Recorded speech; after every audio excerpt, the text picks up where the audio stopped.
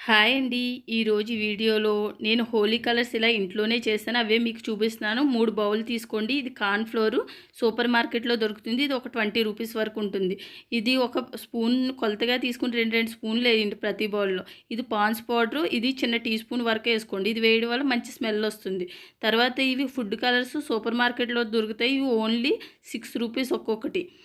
అంటే ₹18 వరకు అయినాయి. ఒక్కొక్క దాంట్లో ఒక్కొక్క కలర్ వేస్తున్నాను. ఫస్ట్ దాంట్లో కేసరి యెల్లో, సెకండ్ దాంట్లో యాపిల్ గ్రీను, థర్డ్ దాంట్లో లెమన్ యెల్లో వేసాను.